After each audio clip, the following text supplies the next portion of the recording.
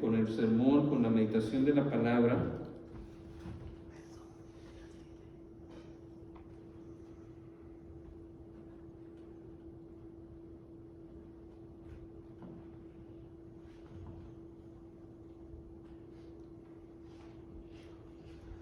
Bueno, hoy empezamos una nueva serie de sermones acerca de la carta a los Efesios, entendiendo nuestra fe. Y el sermón de hoy es primero la gracia, luego la paz. Y mi pregunta para ustedes, ahora que vamos a meditar en una carta, es: ¿alguna vez han recibido una carta?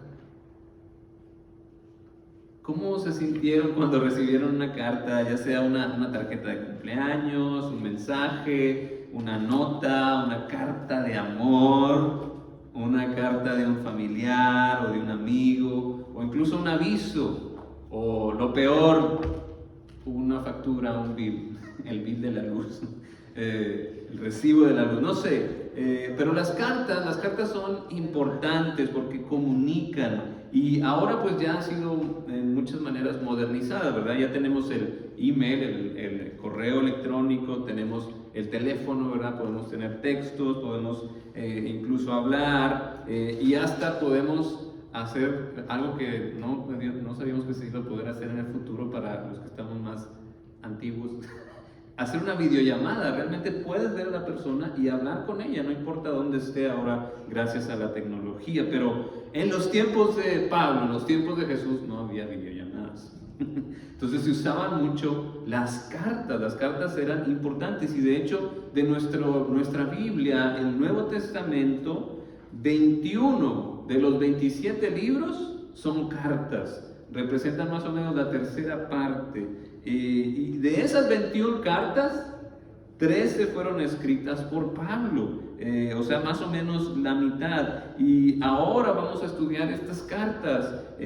Vamos a estudiar una de estas, que es la carta a los Efesios. La semana pasada terminamos la Semana Santa, celebramos el amor, la pasión de Dios, cómo Jesús fue obediente hasta la muerte, considerando el plan del Padre para nuestro bien, para morir por nosotros, para que todo aquel que en Él crea tenga vida eterna. Y al tercer día resucitó y ratificó todo lo que había enseñado.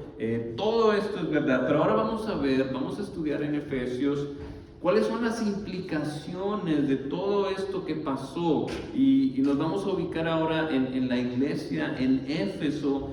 Varios años después, muchos eruditas piensan como unos 63 años después, y ya hicimos un estudio de lo que pasó inmediatamente después. De eso ya lo hicimos un estudio que nos tomó mucho tiempo, que fue que estudiamos todo lo que había pasado en el libro de Hechos de los Apóstoles. Fuimos por todos los detalles, como después de la resurrección vino la ascensión, y después llegó el Espíritu Santo en Pentecostés. De ahí los discípulos empezaron a ser testigos de la resurrección, dispersados por persecución, y se empezó a difundir el Evangelio, ¿verdad? El Evangelio, que es estas noticias, estas buenas noticias que nos llegaron hasta el día de hoy, que Dios nos ama, y en Cristo nos ha dado perdón de pecados y vida eterna. Entonces, ahora en esta carta vamos a ver cómo empiezan a madurar las iglesias, cómo empiezan a crecer las iglesias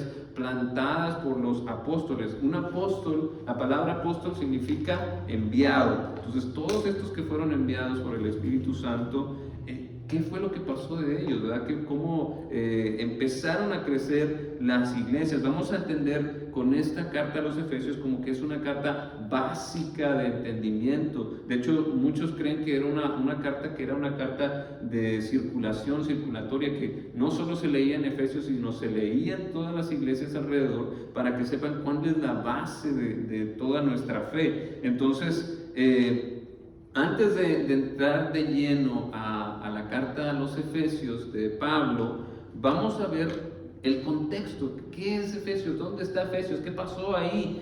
¿Cómo llegó el cristianismo ahí a Efesios? Y si se acuerdan de lo que les había dicho, de todo lo que habíamos estudiado en el libro de Hechos, vimos que Pablo hizo varios viajes misioneros, y en el último, en el tercer viaje misionero, es que por fin llega a Asia Menor, que era donde quería ir desde el principio, pero el Espíritu no se lo permitió. En ese momento no era el momento apropiado, o no sé, el Señor sabrá por qué, pero no se lo permitió. Pero en este tercer viaje misionero, ahora sí llega a Asia Menor, que era donde estaba Éfeso. Y entonces vamos a recordar un poquito ahí en Hechos capítulo 19, qué fue lo que pasó, cómo llegó el Evangelio ahí a Éfeso, esta gran ciudad.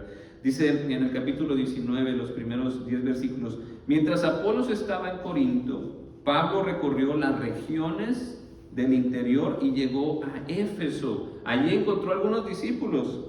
¿Recibieron ustedes el Espíritu Santo cuando creyeron?, les preguntó. No, ni siquiera hemos oído hablar del Espíritu Santo, respondieron. Entonces, ¿qué bautismo recibieron? El bautismo de Juan. Y Pablo les explicó: el bautismo de Juan no era más que un bautismo de arrepentimiento. Él le decía al pueblo que creyera en el que venía después de él, es decir, Jesús. Al oír esto, fueron bautizados en el nombre del Señor Jesús. Cuando Pablo les impuso las manos, el Espíritu Santo vino sobre ellos y empezaron a hablar en lenguas y a profetizar. Eran en total 12 hombres. Pablo entró en la sinagoga y habló allí con toda valentía durante 3 meses. Discutía acerca del reino de Dios, tratando de convencerlos, pero algunos se negaron obstinadamente a creer y ante la congregación hablaban mal del camino. Así que Pablo se alejó de ellos y formó un grupo aparte con los discípulos, y a diario debatía en la escuela de Tirano, y esto continuó por espacio de 2 años.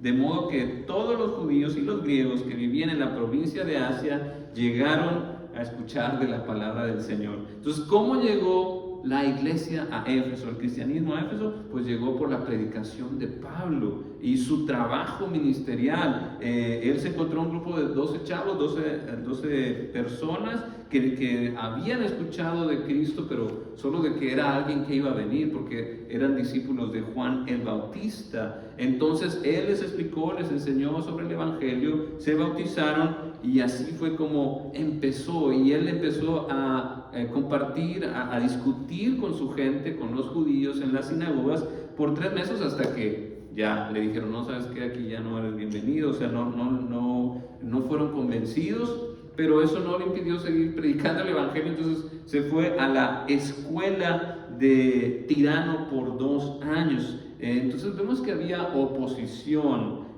una de parte de los judíos mismos. Ellos no aceptaban a que Jesucristo era el Señor.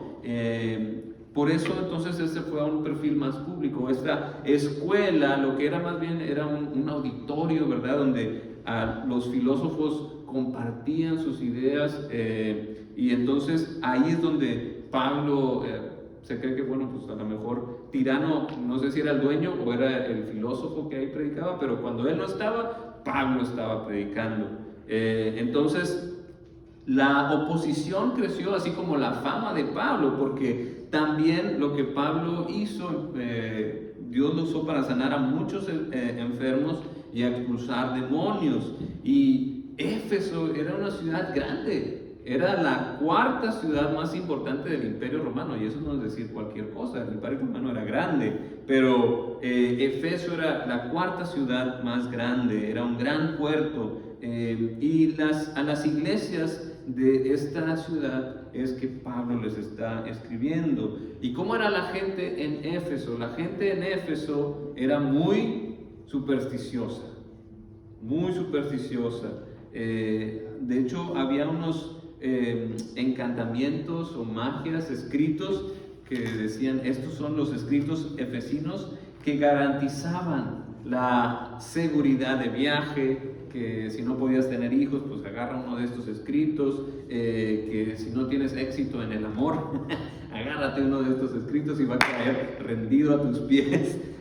o quiero que a mi negocio le vaya bien, tú échale a la magia. Y era famoso, la gente creía en eso. Cualquier parecido con la actualidad es mera coincidencia. Entonces, la llegada del cristianismo empezó a confundir estos, ¿verdad? Es decir, bueno, ¿qué onda, verdad? Y la magia y otra religión empezaron a ser afectados, porque eso que el cristianismo estaba diciendo era diferente a la magia, ¿verdad? La magia era, nada más di estas palabras mágicas y ya. Y cómprate este amuleto, este pañuelo, o sea, cómprate estos ritos, haz estas cosas y vas a ver que todo lo que quieres se va a realizar. Te va a ir bien en tu negocio, vas a encontrar pareja, vas a tener salud, ya no vas a tener mala suerte, el espíritu chocarrero se va a ir. Y así de simple, tú solo tenías que comprar las cosas y hacer lo que te decían y ya. Entonces cualquier parecido con lo de hoy, con la brujería, con el espiritismo, con el horóscopo, con el hechicero, con el charlatán, con el que vende amuletos, incluso piezas.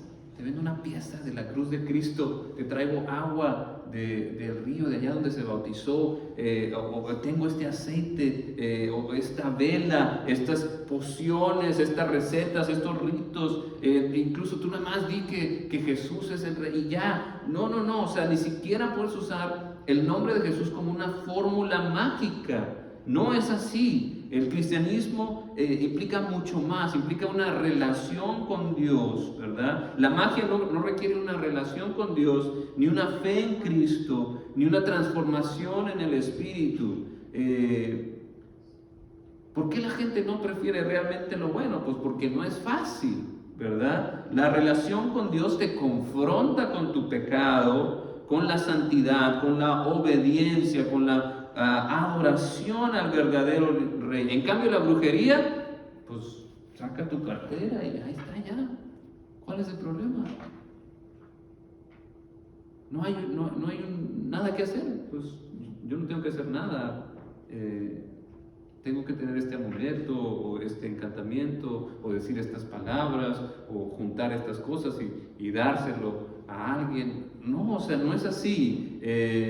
Y eso es peligroso porque cuando te enfrentas al mal, cuando la vida te confronta con eso y tú quieres enfrentarla con algo, voy a decir, chafa, como la brujería, pues vas a tener problemas. Porque el mal no es bueno, el mal es malo. Y hay el ejemplo en ese mismo capítulo de unos muchachos que decían, no, pues ¿cómo le hacen ustedes? Nosotros también estamos sacando acá demonios. Entonces, querían sacar un demonio y un día un espíritu maligno le replicó, yo conozco a Jesús y sé quién es Pablo, pero ¿ustedes quiénes son? Y abalanzándose sobre ellos, el hombre que tenía el espíritu maligno los dominó a todos, los maltrató con tanta violencia que huyeron de la casa desnudos y heridos. Es cuando vieron la gente el poder de Dios, y aunque eran esos de Éfeso, muchos magos y hechiceros volvieron al cristianismo, quemaron públicamente sus libros. Y eso no era todo lo que pasaba en Éfeso. En Éfeso también estaba el templo de la gran Artemisa, la diosa de la fertilidad, para los romanos la diosa Diana. Y entonces el problema que hubo con ellos es que lo que hace el cristianismo es que te abre los ojos a la verdad. Entonces cuando tú ves la verdad, entonces pues actúas conforme a ello. Entonces cuando se dieron cuenta de que Pablo estaba hablando de la verdad, del verdadero Dios, entonces empezaron a bajar las ventas del templo de Artemisa. Ya los que estaban ahí trabajando vendiendo los amuletos, las estatuas, lo que sea que vendían ellos, pues ya no les salía. Y entonces empezaron a hacer un alboroto, ¿verdad? Ya no era negocio, le estaban quitando ahí el negocio, y esto ocasionó un gran conflicto. Se vendieron todos los artesanos y dijeron, ¿para qué trajeron a este Pablo, hombre? Está aquí arruinando nuestro negocio también que estábamos. Y entonces empezaron a tratar de lincharlo y a Pablo lo defendieron, porque el cristianismo es peligroso. Cuando se practica es peligroso, a la gente le empieza a transformar, le empieza a confrontar con la verdad. Y entonces eso trae conflictos, uno se hace de enemigos por causa de Cristo, pero también se hace de amigos que están en la misma causa de Cristo. A Pablo lo defendieron autoridades de la misma Éfeso que le dijeron, oye, te quieren agarrar. Y cuando dijeron, bueno, ¿y cuál es su caso? Si tiene algún problema, pues vayan al ayuntamiento, pongan una demanda, lo que sea, pero hacemos amigos y hacemos enemigos por la causa de Cristo. Entonces, lo último que sabemos que pasó en Éfeso, en Hechos, es que Pablo se despidió de los líderes. Pablo salió de ahí porque quería ir a Jerusalén, era su deseo, era lo que el Señor le sentía que le estaba pidiendo, ir a Jerusalén. Y entonces él quería ir a Jerusalén en Pentecostés, que era muy simbólico para el cristianismo, que fue cuando bajó el Espíritu Santo. Entonces él quería ir a compartir el Evangelio a su gente en Jerusalén, y entonces pues salió. Pero no solo eso, los mismos judíos, o sea, tenía enemigos del lado público y del lado también de la religión, de los judíos, y los judíos también lo querían matar. Entonces él se fue por tierra y luego agarró un barco y dijo, no, pues ya me voy para Jerusalén, pero ¿cómo le hago para despedirme de toda la iglesia de Éfeso? Entonces se paró en Mileto y ahí le habló a los líderes de Éfeso. Ya para 3 años de trabajo, él ya había formado líderes, había puesto ahí gente a cargo, y lo que hizo Pablo, lo que les dijo, los encomiendo a la gracia de Dios, al Evangelio, que tiene poder para sacarlos adelante. Les recordó sus deberes pastorales, les advirtió que iba a haber falsas enseñanzas, incluso de los mismos de ahí, y también les recordó el ejemplo que les había puesto, cómo él había trabajado duro para sus propias necesidades y para dar a los demás. Y al final oraron todos de rodillas y lloraron. Esa es a la iglesia que le está escribiendo Pablo. Y hablando un poquito del autor de la carta, entendiendo que el autor es Pablo, ¿verdad? Pablo fue el que escribió, pero ¿quién la inspiró? ¿Quién fue? Fue Dios. Dios es el que está atrás bambalinas, Él es el que inspira la palabra de Dios. Y sin duda, Dios tiene el momento perfecto para manifestarse. Pablo hizo grandes proezas, predicó con gran astucia en Éfeso, pero no cuando Pablo quiso, sino cuando Dios le dio la oportunidad, cuando el Espíritu le abrió las puertas. Entonces, esa es la diferencia, ¿verdad? La Biblia no es un libro normal, está inspirado por Dios. Toda escritura es inspirada por Dios, dice Pablo.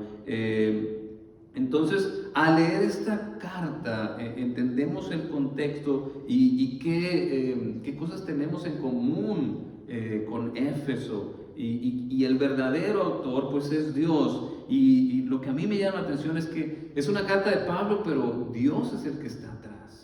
Entonces, ¿cómo recibes tú una carta que fue escrita por Pablo, pero que fue inspirada por Dios? Uno se emociona cuando recibe una carta de un amigo, de un familiar, de un ser querido, y quiere leerla, se emociona. Ahora imagínese de alguien que lo quiere mucho más, que es el Señor. Él está preocupado por ti, para que conozcas el verdadero camino, para que entiendas tu fe. Y eso es a lo que nos vamos a dedicar en este tiempo. Y vamos a hablar también un poquito de Pablo. O sea, Pablo era un judío, pero que tenía mucho conocimiento. Él sabía de las Escrituras, era un líder de su religión, pero que estaba en contra de Jesús. En Hechos capítulo 9 está su historia. Mientras tanto, Saulo, o sea Pablo, respirando aún amenazas de muerte contra los discípulos del Señor, se presentó al sumo sacerdote y le pidió cartas de extradición para las sinagogas de Damasco. Tenía la intención de encontrar y llevarse presos a Jerusalén a todos los que pertenecían al camino, es decir, al cristianismo, fueran hombres o mujeres. En el viaje sucedió, al acercarse a Damasco, que una luz del cielo relampagueó de repente a su alrededor. Él cayó al suelo y oyó una voz que le decía: Saulo, Saulo, ¿por qué me persigues?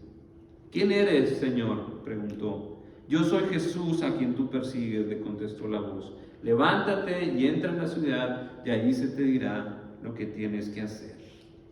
Y no es que Pablo fuera perfecto, sino que es Dios en su gracia que lo redime, que lo rescata del camino equivocado en el que andaba y le da un nuevo rumbo, el rumbo correcto a favor del reino de Dios. Quien no estaba perdido antes de conocer a Cristo. El Dios de gracia nos encuentra y nos da rumbo, no importa qué tan mal andábamos. Dios nos puede redimir y usar para sus propósitos y sus caminos. Y no fue fácil para Pablo. Él tenía mala fama ante los cristianos, no lo querían, decían, pues este nos andaba persiguiendo. Su pasado lo perseguía, pero él, como quiera, no le importaba. Él predicaba abiertamente del Evangelio, de cómo el Señor lo había encontrado. Entonces, como empezó a predicar tan abiertamente, no le cayó tan bien a sus compatriotas judíos, entonces lo retacharon para su ciudad natal, a Tarso. Y así pasa a veces también con nosotros. No es fácil manejar nuestros errores del pasado, pero no estamos solos, estamos llamados a una comunidad. Y no fue hasta que Bernabé, uno de los diáconos, ¿se acuerdan?, fue el que empezó los viajes misioneros, porque Bernabé fue por Pablo. Le dije, vámonos. Y la vida cristiana no es para vivirse solo. Necesitamos ayudarnos unos a otros para alentarnos al amor y a las buenas obras. La importancia del compañerismo cristiano, de la iglesia, de un grupo de creyentes que sirven a Cristo. Entonces, regresando ya al tercer viaje misionero, se va a Jerusalén, lo arrestan en Jerusalén ahora, lo arrestan porque lo querían linchar porque sus propios paisanos, porque había llevado a un extranjero al templo y por andar enseñando sobre Cristo, ellos pensaban que estaba en contra de Moisés y de la ley del Antiguo Testamento, entonces lo iban a matar. Entonces iban a matar a Pablo, pero las autoridades romanas lo rescatan. Los judíos tratan de decir, no, pues él tiene que ser ejecutado, y entonces los romanos no encuentran algo digno de que merezca la muerte de Pablo. Entonces se pierde ahí en toda esta burocracia y termina dando testimonio de Cristo a los gobernadores. Y como no encuentran algo en contra de él apela al César y le dice, bueno, como tú apelaste al César, pues te vas para Roma para hablar con el César. Y ahí, bueno, después de eso, pues el viaje de Jerusalén a Roma pues no era de aquí a la vuelta, ¿verdad? Le tomó varios meses llegar allá y casi naufragia, pero él llega a Roma y en Roma está arrestado para dar testimonio ante el César, para poner su caso ante el César. Y ahí es donde él escribe la carta a los Efesios, en el arresto domiciliario que tiene ahí, y escribe a los Efesios y escribe a otras iglesias. Y lo que llama la atención es que está encadenado. Pablo está encadenado, pero disfrutando de la paz que solo Dios puede dar. Y vamos a entrar a la carta, nada más los primeros 2 versículos. Dice: Pablo, apóstol de Cristo Jesús por la voluntad de Dios, a los santos y fieles en Cristo Jesús que están en Éfeso, que Dios nuestro Padre y el Señor Jesucristo les concedan gracia y paz. Y aquí es donde yo digo, primero es la gracia y luego es la paz. Y este es el deseo de Pablo. Él fue el que escribió esto, pero ¿quién lo inspiró? Lo inspiró Dios. Entonces eso significa que eso es lo que Dios quiere también para nosotros, para sus seguidores. Pero la gracia va primero. Y si alguien sabe de gracia, pues es Pablo. Él podía dar testimonio porque la gracia era real. Dios lo llamó, lo rescató de su mal camino, aunque él El camino que él estaba haciendo, hasta creía que lo estaba haciendo por Dios, pero estaba equivocado. Y aún con las escrituras del Antiguo Testamento puede uno estar perdido. Necesita un encuentro personal con Cristo, de corazón a corazón con Dios, conocer a Dios. Cuando eso sucede, entonces uno entiende que Dios lo ama, se rinde a su autoridad, a su señorío, y empieza a obedecerlo como su rey, y ahí es cuando empieza a cambiar la cosa. Llega la verdadera paz, paz que es armonía con Dios, armonía con los demás, ya no tener miedo a Dios, sino agradecimiento, una relación de amor, porque Él murió por nosotros en la cruz y nos dio esperanza futura de que vamos a estar con Él por la eternidad sin sufrimiento, y nos ha dado un anticipo que es el Espíritu Santo en nosotros. Y todo eso produce paz, pero primero es por la gracia.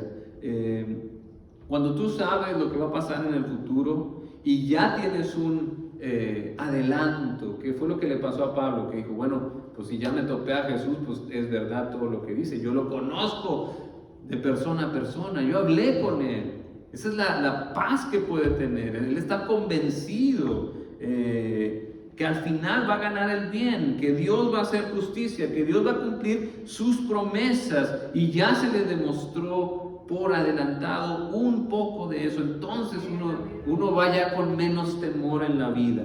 Ya hay paz que sobrepasa todo entendimiento, porque Dios ya me dio un adelanto, y hoy tú puedes disfrutar esa paz si no la has disfrutado nunca. Hoy puedes conocer a Cristo. Hoy es el día de salvación. Si vas perdido, si no sabes por dónde andas, puedes siempre venir a Dios, y este es un Dios de gracia, gracia y de misericordia. Gracias que nos da algo que no merecemos, y la misericordia es que perdona el castigo que nos merecemos, y ese es nuestro Dios. Pero solo, primero la gracia y luego viene la paz, pero primero te tienes que acercar. Y si tú ya estás disfrutando de esta gracia, si tú ya conoces a Cristo y tienes esta paz que sobrepasa todo entendimiento, entonces ten el mismo sentir que Pablo y que Dios mismo, y comparte este mensaje de gracia que trae verdadera paz con los demás. Solo en Cristo se puede encontrar esta paz, nada más, ni siquiera la magia, la brujería, el éxito, el horóscopo, otras religiones, nadie más puede ofrecer lo que Cristo ofrece, esta verdadera paz. Solo Dios en Cristo tiene este mensaje que puede crear una relación con Él, porque es el único mensaje que lleva a Cristo, el Evangelio, las buenas noticias. Dios ha provisto un camino para quitar el pecado y por gracia darnos perdón, darnos paz, darnos un futuro seguro con Él para siempre. Solo Dios puede dar esta paz en medida que tú obedeces a Dios. Como decía el Salmo, cuando te dejes de la necedad, cuando te acercas a la gracia, cuando estás en su voluntad, aunque al mundo le parezca extraño o locura. Pablo escribe arrestado y encadenado, pero con mucha paz. Una paz que le permite vivir con esperanza y alegría en medio de la prueba. Entonces, compartamos primero la gracia de Dios, su evangelio, sus buenas noticias, para que llegue la paz. Y estas son algunas cosas básicas que aprendemos solo de este inicio del estudio de la carta a los Efesios. Que el Señor nos permita aprender más y vivir con más entendimiento y con más recompensas de nuestra fe al estudiar su palabra. Amén. Amén. Vamos a tener un canto de respuesta.